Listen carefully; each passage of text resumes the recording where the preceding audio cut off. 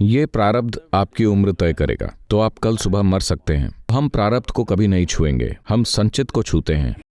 कर्म को आमतौर पर 4 भागों में वर्गीकृत किया जाता है।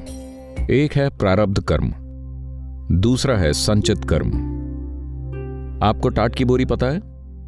बोरी, टाट की बोरी। तो प्रारब्ध एक जीवन काल के लिए दिया गया कर्म है। यह प्रारब्ध आपकी उम्र तय करेगा। अगर मैं आज आपका प्रारब्ध विसर्जित कर दूं, तो आप कल सुबह मर सकते हैं। हो सकता है कि आप पूरी तरह से स्वस्थ हों, लेकिन आप कल सुबह मर जाएंगे, क्योंकि आपका सॉफ्टवेयर मिट चुका है। इस शरीर के लिए यह बचा ही नहीं है। अचानक शायद आप स्थिर हो जाएं, थोड़ी देर के लिए एक बिल्कुल सुंदर अवस्था में रहें, और तो हम प्रारब्ध को कभी नहीं छुएंगे, हम संचित को छूते हैं। यह कर्म का वो भंडार है जो इस जीवन में कोई भूमिका नहीं निभाता। इस जीवन में यह कभी जाहिर नहीं होता। यह इस जीवन के लिए नहीं है, लेकिन यह आपको ठोसपन देता है।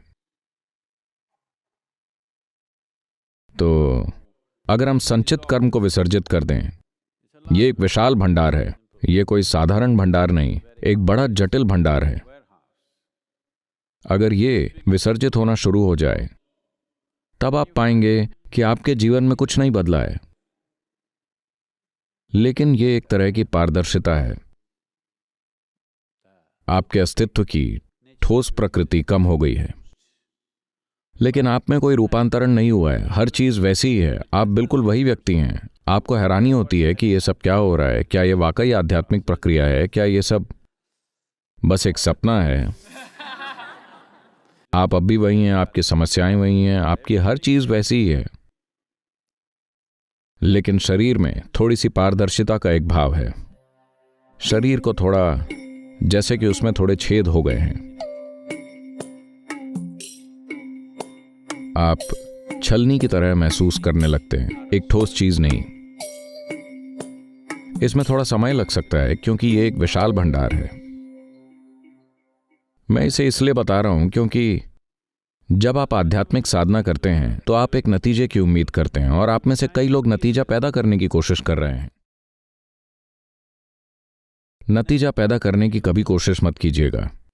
अगर आप नतीजा पैदा करेंगे, तो यह फर्जी होगा और वो टिकने वाला नहीं है। देखिए, कोई आपको बताता है प्रेममय बनिए। 3 दिन आप प्रेममय होने का नाटक करते हैं, और आपकी सारी हताशा इकट्ठी होती जाती है। हर किसी को आपका प्रेम अजीब लगता है, आपकी कुंठाएं बढ़ जाती हैं, और ऐसे एक दिन आप पटाखे की तरह फट पड़ेंगे। क्या ऐसा नहीं हुआ है? एक बहुत प्रेममय दौर के बाद क्या ऐसा नहीं हुआ है? क्योंकि आप जो हैं, उसके आधार को बदले बिना आप कुछ दूसरा होने की कोशिश कर रहे हैं।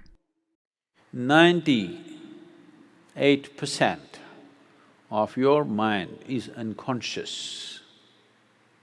That is संचित। आपका 98% मन अचेतन है, वही संचित कर्म है।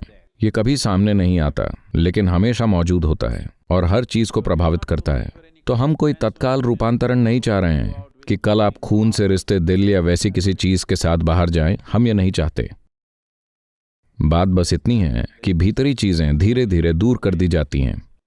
बाहरी परत के साथ आप खेल खेलिए, कौन सी बड़ी बात है? आपने देखा है, कभी कभी दीमक अंदर से खा जाती है, बस पेंट की परत ही बचती है। आप जाकर उसे छुएं। तो इरादा आपको वैसा बनाने का है। पेंट की सिर्फ एक परत ही बचनी है, अंदर से पूरा जा चुका है। कभी कभी जब अंत आने वाला होता है, अगर आप छू कर देखते हैं, बुचुक अंदर कोई माल नहीं बचा है। ये चलेगा?